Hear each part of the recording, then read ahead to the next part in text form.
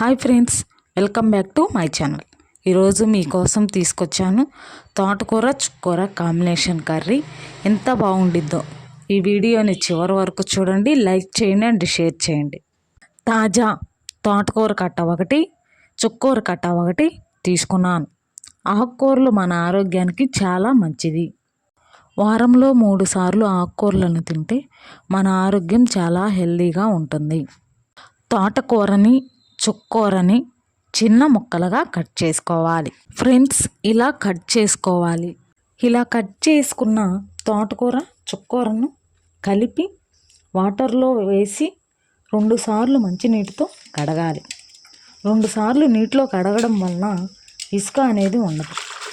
తోటకూర చుక్కూర ఈ 2 ఆకుకూరల కలయిక సూపర్ టేస్ట్ ఉంటుంది.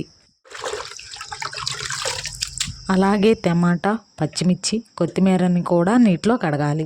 టమాటా, పచ్చిమిర్చిని, కొత్తిమీరను చిన్న ముక్కలుగా కట్ చేసుకొని పక్కన పెట్టాలి.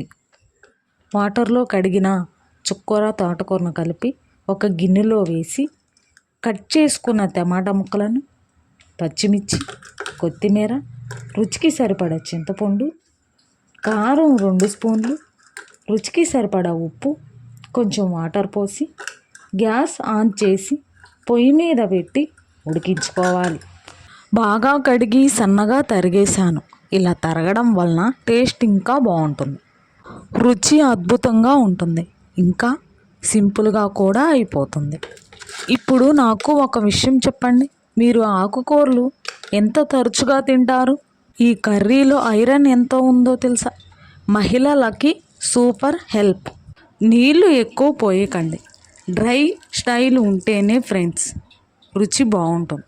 పిల్లలు ఆకుకూర అని నోరు విప్పకుండా తినేస్తారు. ట్రై చేసి చూడండి. ఫ్యామిలీ అందరూ ఇష్టపడే రెసిపీ ఇది. ఈ కర్రీ తిన్నాక మీరు వేరే ఆకుకూరలు కర్రీలు మర్చిపోతారు. మూత పెట్టి 3-4 నిమిషాలు టమాటా సాఫ్ట్ అయ్యే వరకు బాగా ఉడికించాను. చూడండి ఎంత బాగా వచ్చిందో. ఆకుకూరలు బాగా మెత్తగా ఉడికాయి. ఉడికిన తర్వాత కూరలో ఉన్న నీటిని ఉంచుకోవాలి. కూరని మెత్తగా పప్పు గుత్తితో తిప్పాలి. మెత్తగా తిప్పుకున్న తర్వాత ఉంచుకున్న నీటిని కూరలో పోసుకొని తిప్పుకోవాలి. అలాగే రుచికి సరిపోయేంత ఉప్పు వేసుకోవాలి. ఈ కర్రీతో చపాతీ, రాగి రోటీ, జొన్న రోటీతో సూపర్ టేస్ట్. చూడండి ఎంత బాగా వచ్చిందో. ఆకుకూరలు బాగా మెత్తగా ఉడికాయి. ఒక్కసారి ట్రై చేస్తే మీరు వారానికి 2-3 సార్లు చేసుకుంటారు. పిల్లలు ఆకుకూర అని నోరు విప్పకుండా తినేస్తారు. ట్రై చేసి చూడండి. గ్యాస్ ఆన్ చేసి గిన్నె పెట్టి నూనె పోసి, నూనె వేడి అయిన తర్వాత ఉల్లిపాయ ముక్కలు, తాలింపు గింజలు, కరివేపాకు, జీలకర్ర వేసుకోవాలి. ఉల్లిపాయలు ఎర్రగా వచ్చిన తర్వాత ఆకుకూరలను కూడా వేసి కలుపుకోవాలి.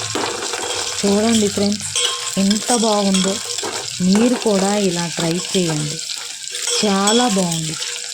అన్నంలో వేసుకొని తింటే ఎంత రుచిగా ఉంటుందో మీరు కూడా ఇలా ట్రై చేయండి. ఆయిల్ వేడి అయిన తర్వాత జీలకర్ర, ఆవాలు వేశాను.